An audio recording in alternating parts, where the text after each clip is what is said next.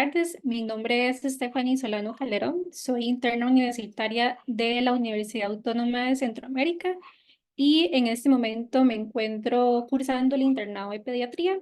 Hoy me corresponde hablar sobre COVID-19 y síndrome inflamatorio multisistémico. Dentro de lo que es el cronograma, vamos a ver lo que es la introducción, la historia, epidemiología, fisiopatología, factores de riesgo, manifestaciones clínicas, diagnóstico, manejo. También vamos a conversar sobre la complicación del síndrome inflamatorio multisistémico, pudiendo definirlo, también parte de su fisiopatología, la evaluación, tratamiento, un poco de prevención y al final un caso clínico. Dentro de lo que es la introducción, tenemos que el coronavirus son una especie de virus llamados así por su forma, ya que tienen una especie de corona alrededor del virión. Lo que es el síndrome inflamatorio multisistémico es la complicación más común de COVID-19 que se va a caracterizar por signos y síntomas cardiovasculares, gastrointestinales, mucocutáneos y más prominentes. Hablando un poco sobre su historia, tenemos que en 1984 los doctores de la Universidad de Harvard utilizaron una enzima sintetizada de ARN para poder elaborar un ARN mensajero, este bioactivo en un laboratorio. En la actualidad se usa un proceso similar para fabricar un ARN mensajero sintético.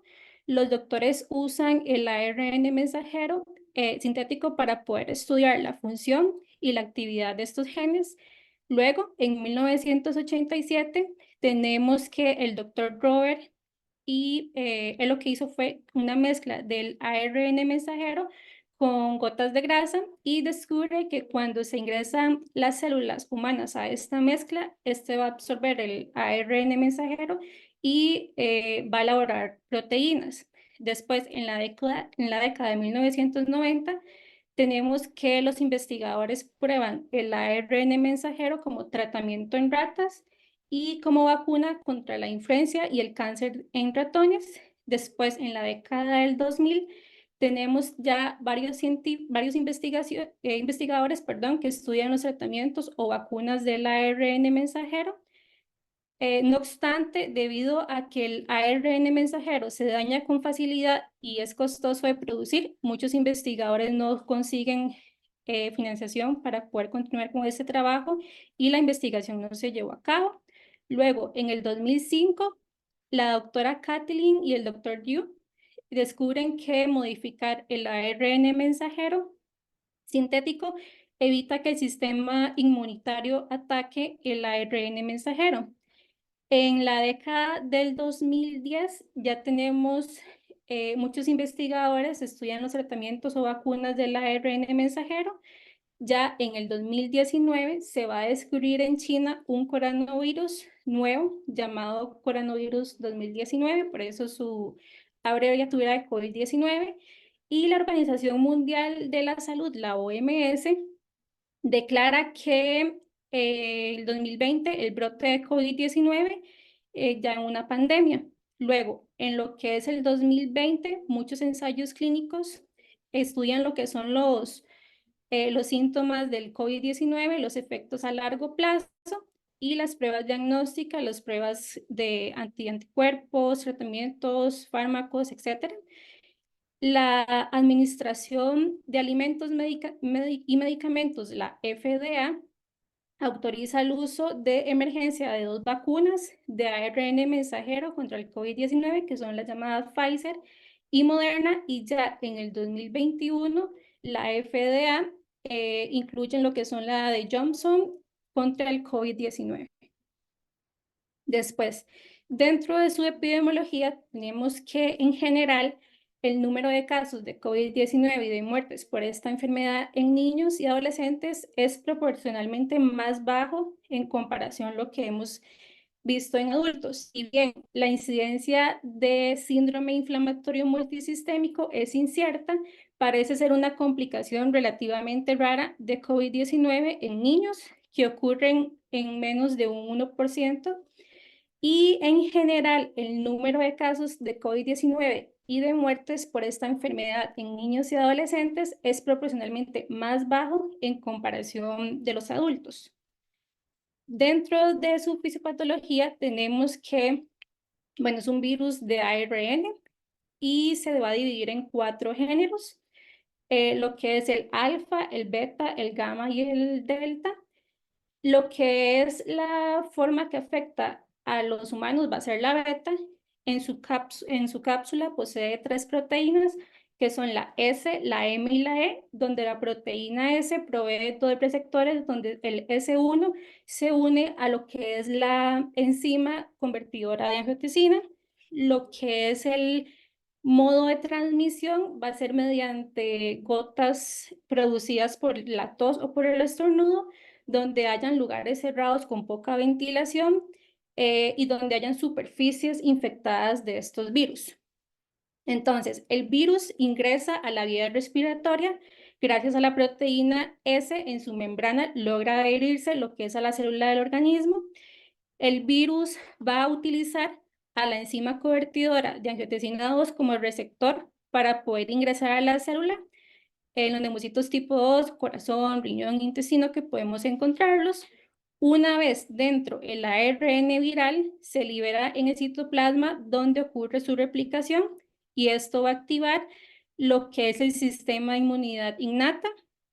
Con la activación de células presentadoras de antígenos se da la producción de inmunoglobinas M y G mediadas por lo que son los linfocitos B y T, y se produce liberación de citoquinas, generalmente un síndrome inflamatorio sistémico ya caracterizado por fiebre y disfunción orgánica.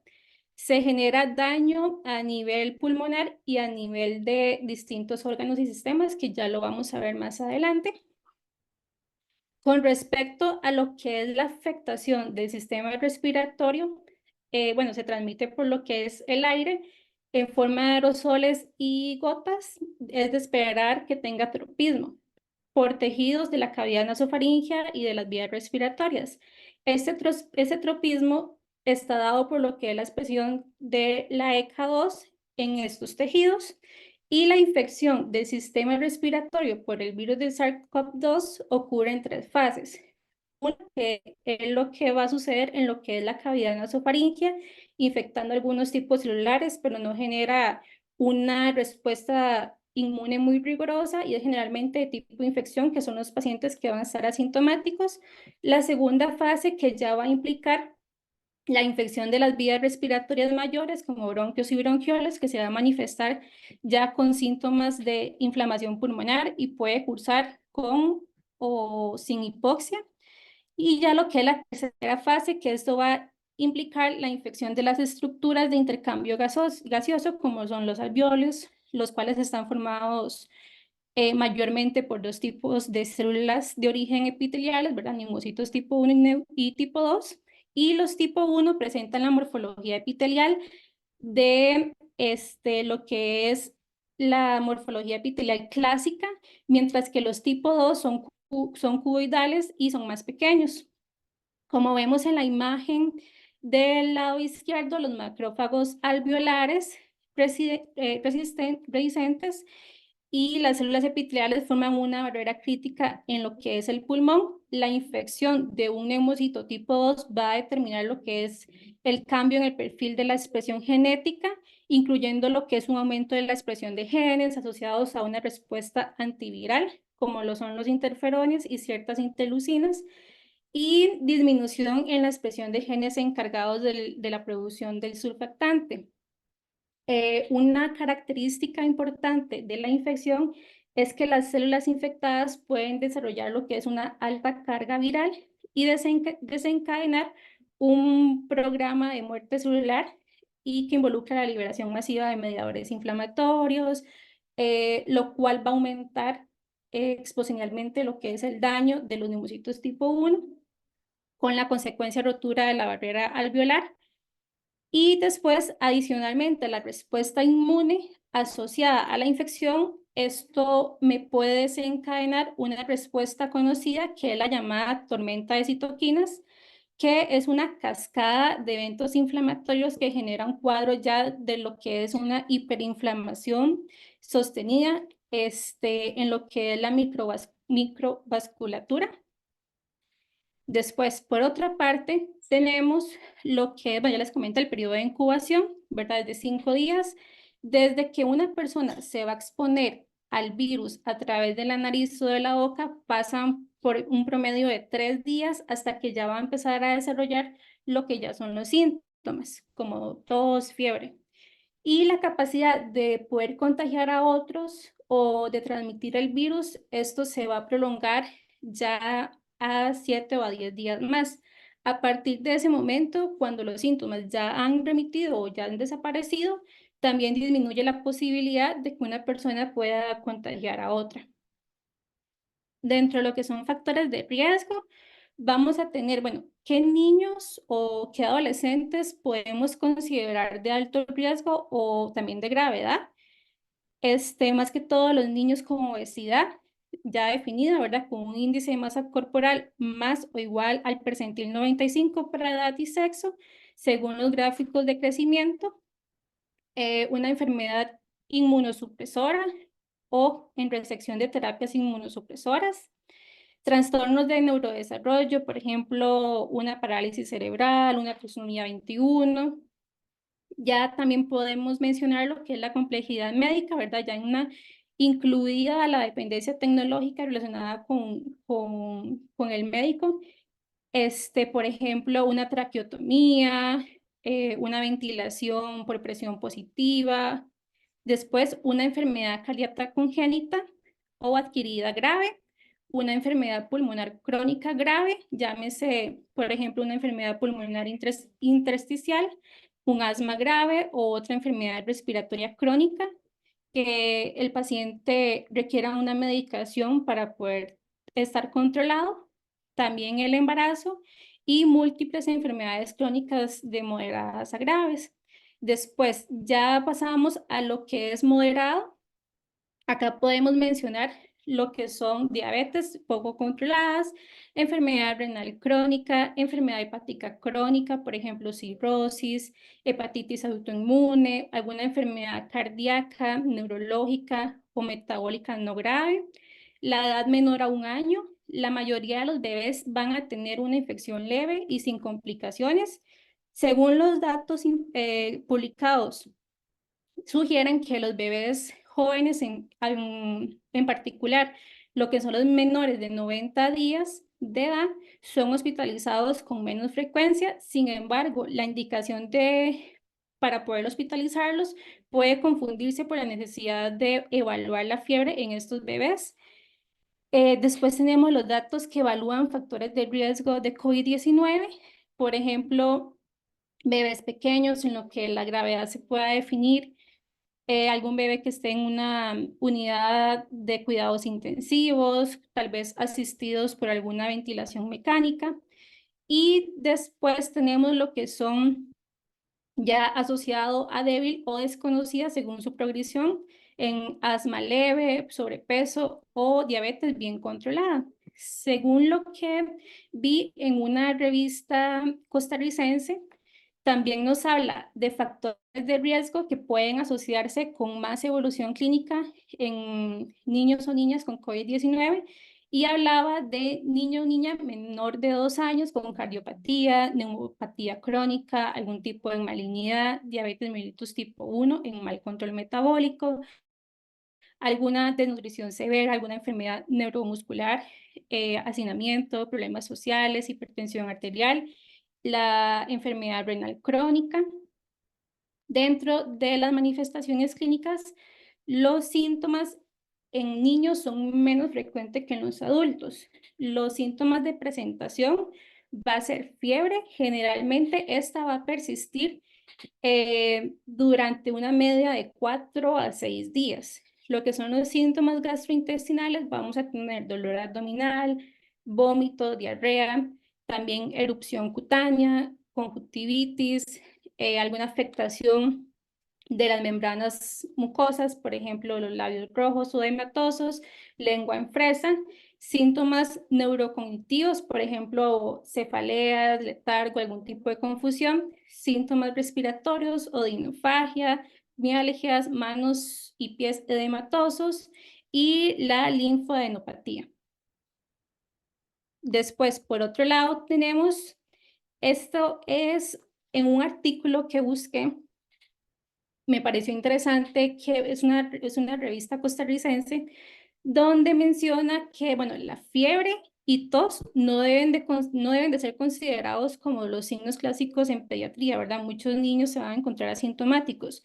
Y otro grupo importante ya va a presentar lo que es la sintomatología no respiratoria, como diarreas, vómitos, náuseas, cefaleas. Los casos en los que se ha reportado una mayor severidad de la enfermedad y en donde los pacientes han estado asociados con una gran mortalidad han sido en su mayoría niños con los factores de riesgo que ya vimos anteriormente, ¿verdad? Por ejemplo, prematuridad, bajo peso al nacer, menor de 3 meses, alguna cardiopatía crónica asociada o congénita.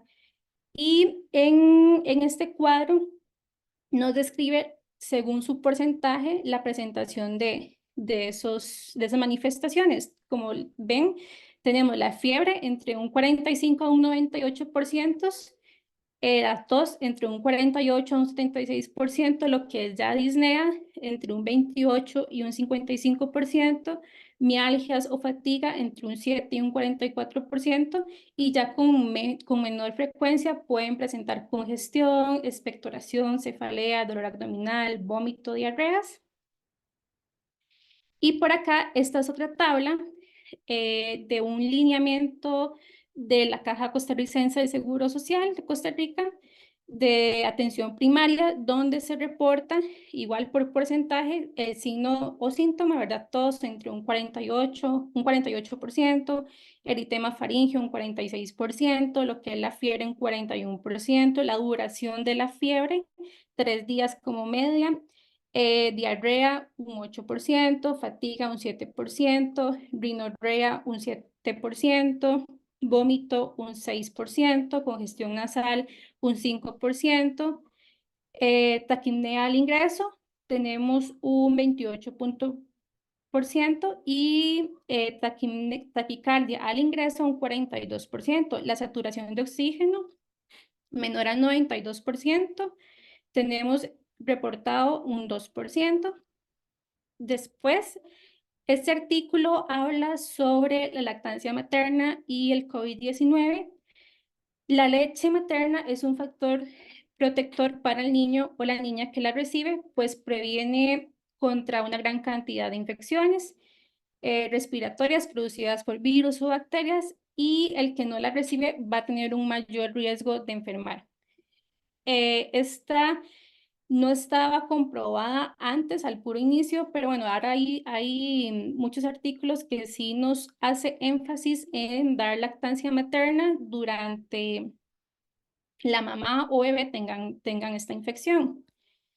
Después, lo que es el diagnóstico, tenemos importante, eh, después de haber identificado un caso como sospechoso de COVID-19, se debe confirmar el diagnóstico por medio de laboratorios mediante la toma de muestras. Se deberá realizar por el personal designado, ¿verdad? O profesional, quienes deban de portar un equipo de protección general completo para poder protegerse y también a los demás.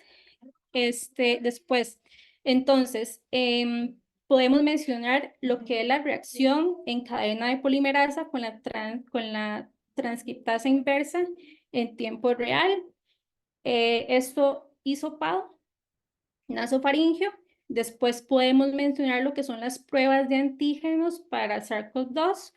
También podemos mencionar un hemograma, una proteína C reactiva, pruebas de función hepática, una radiografía de tórax y un TAC.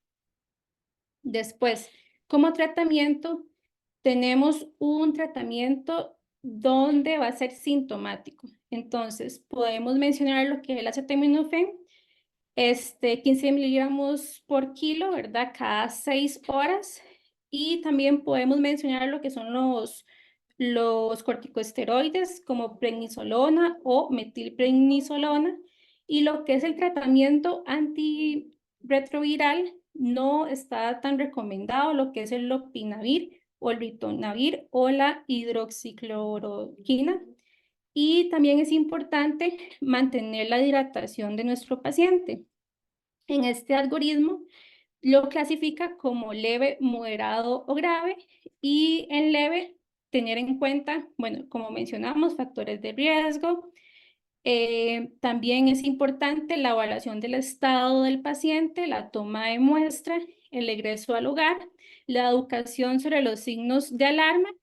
¿A qué podemos llamar signos de alarma? Por ejemplo, apneas, a crisis de cianosis, explicarle a mamá, bueno, tal vez ellos no saben qué es cianosis, pero decir si bebé se pone morado o si tiene algún tipo de quejido, alguna respiración irregular, alguna alteración de la conciencia, acidosis respiratoria, una fiebre elevada, o datos que nos sugieran que el paciente está sufriendo de deshidratación o intolerancia a la vía oral.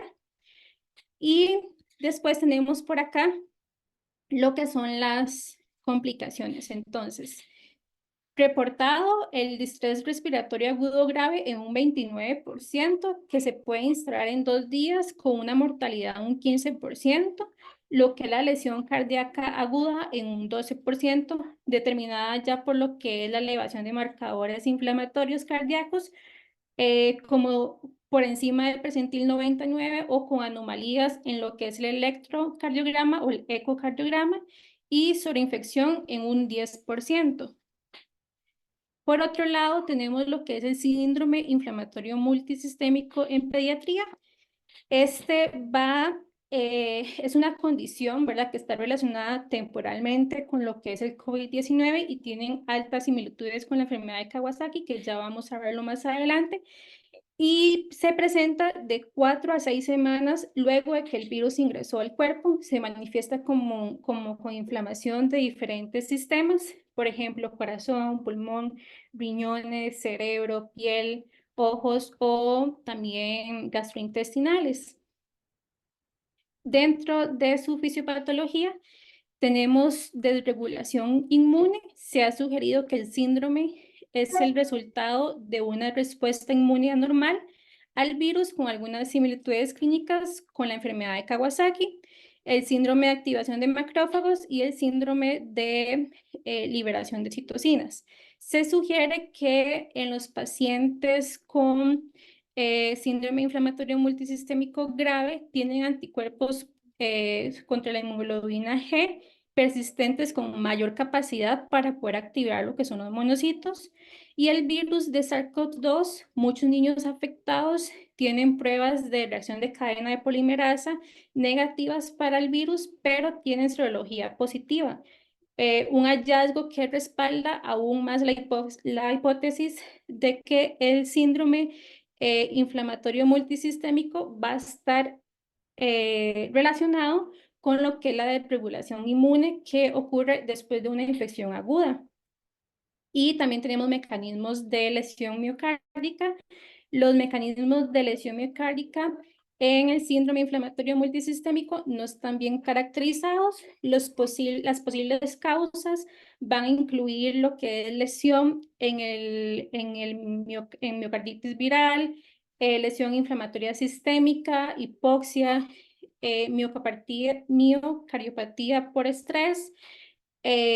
Después, por otro lado, tenemos lo que es la evaluación. Entonces, importante, clínica, donde vamos a tener una fiebre alta y vamos a agregar conjuntivitis bilateral no supurativa o algún exantema en presentación variable, ¿verdad? Polimorfo, maculopapular, petequial no vesicular, descamación de piel, labios, lengua en frangüesa y algún edema periférico en lo que son manos y pies. Entonces, es importante, en esta tabla nos describe los criterios diagnósticos para el síndrome inflamatorio multisistémico en pediatría, donde se caracteriza entonces por una fiebre más o igual de 3 días y donde podamos aportar 2 criterios más. ya sea alguna erupción cutánea o conjuntivitis no purulenta bilateral o signos de inflamación mucocutánea, alguna hipotensión o shock, datos de disfunción miocárdica, pericarditis, valvulitis, alguna anomalía coronaria, lo que es la coagulopatía, alguna elevación del tiempo de protrombina o del dímero D, y síntomas gastrointestinales como son dolor, diarrea y vómitos. Dentro de lo que es el tratamiento, podemos mencionar lo que son las inmunoglobulinas intravenosas, la aspirina y algún esteroide, donde podemos considerarlo en alguna inflamación grave. Ha ido evolucionando lo que es el tratamiento y la mayoría de los niños con manifestaciones de moderadas a graves han sido tratados inicialmente con lo que son las inmunoglobulinas intravenosas y glucocorticoides. Las terapias adicionales van a depender de lo que es la gravedad y la respuesta a la terapia inicial. Por acá tenemos lo que son los diagnósticos diferenciales, donde quiero hacer énfasis en enfermedad de Kawasaki. Algunos niños a lo largo de esta infección van a cumplir criterios donde nos puedan quizás como confundir el diagnóstico. Entonces es importante recordar que la enfermedad de Kawasaki va a tener de criterio también fiebre de al menos 5 días de evolución, más 4 criterios, ya sean conjuntivitis no purulenta, algún enrojecimiento de boca o faringe, lengua en fresa, algún exantema polimorfo, algún edema indurado también en manos y pies con algún tipo de eritema, linfoadenopatía cervical unilateral y importante también, ¿verdad? El diagnóstico clínico de esta enfermedad, donde también va a presentar leucocitosis con desviación a la izquierda, algún PCR elevada, velocidad de eritrosedimentación elevada, trombocitosis. También puedo mencionar que anemia normo-normo, y principalmente sus complicaciones van a ser cardíacas. Después, como otro diagnóstico diferencial, tenemos el COVID-19 agudo grave, la sepsis bacteriana. La sepsis bacteriana es una consideración importante en los niños que van a presentar fiebre, shock o marcadores inflamatorios elevados. Lo que es el síndrome de shock tóxico, los síndromes de shock tóxico por algún estreptococo o estafilococos van a compartir muchas similitudes también. También apendicitis, como le mencioné anteriormente, muchos niños van a presentar fiebre asociado a lo que es un dolor abdominal y vómitos. Y también podemos mencionar otras infecciones virales, otros patógenos virales que pueden manifestarse con afectación multisistémica, miocarditis, por ejemplo, el virus de Epstein-Barr, citomegalovirus, el adenovirus o enterovirus. Por eso es importante poder realizar bien el diagnóstico diferencial. Luego, como recomendaciones, bueno, la prevención, vacunación de 6 meses, de niños de 6 meses o a menores de 5 años, 3 dosis, segunda dosis a los 21 días y la tercera dosis a los 2 meses. Lo que son los niños entre 5 años a 12 años, 3 dosis, donde la segunda dosis va a ser a las 3 semanas y la tercera dosis va a ser a los 4 meses. También es importante colocar información visual en las salas de esperas o algún centro de salud, esto para poder advertir sobre el correcto lavado de manos, cubrebocas, que si tienen síntomas respiratorios, pues más aún lavarse más las manos. Y también importante el personal sanitario, ¿verdad? Poder educarlo con su protección necesaria, por ejemplo, que bata, que mascarillas, etcétera. Y por acá les traje este caso clínico. Este caso clínico fue publicado en una revista colombiana y, bueno, esto ocurrió en un hospital en Bogotá, donde se presenta un paciente masculino de 12 años con obesidad y malnutrición, aproximadamente de 15 días de evolución, presenta un cuadro clínico de congestión nasal, odinofagia, tos productiva, malestar general,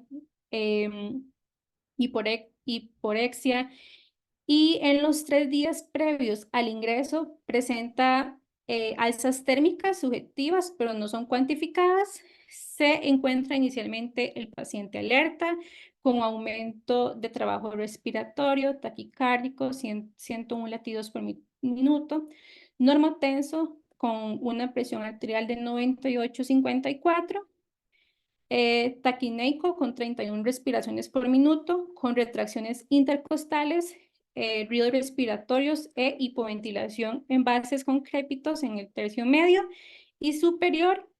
Y también tenemos, bueno, lo que son los exámenes de laboratorio con un dímero D elevado, un hemograma normal, velocidad de sedimentación elevada, lactato deshidrogenasa también elevado. Y en la radiografía de tórax tenemos que, bueno, se observa opacidades alveolares periféricas y parabiliares en ambos pulmones. Por lo tanto, se inició un manejo de soporte y se continuaron pruebas para poder establecer su diagnóstico. Posteriormente se conoció como un reporte positivo para lo que es la PCR para el virus de SARS-CoV-2, y la impresión diagnóstica de neumonía multilobular por COVID-19, el cuadro que cursó con un síndrome de dificultad respiratoria leve a moderada. Esto requirió un manejo de ventilación mecánica no invasiva con ciclos de cánula nasal de alto flujo. Y posteriormente el paciente recibió el resultado de la PCR para SARS-CoV-2, el cual fue positivo. Se tomaron medidas de aislamiento y se continuó lo que es el tratamiento de soporte que vimos anteriormente.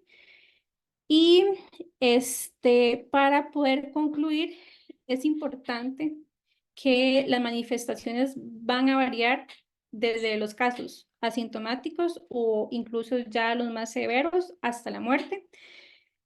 Aproximadamente un 80% de los pacientes se van a recuperar exitosamente, aunque leí literatura que, bueno, la obesidad es un factor de riesgo, entonces ya podemos considerar como severidad de COVID-19, ¿verdad? Pero es importante nosotros como médicos poder sospechar de esta infección con la clínica y ya después poder hacer el diagnóstico por medio de laboratorios.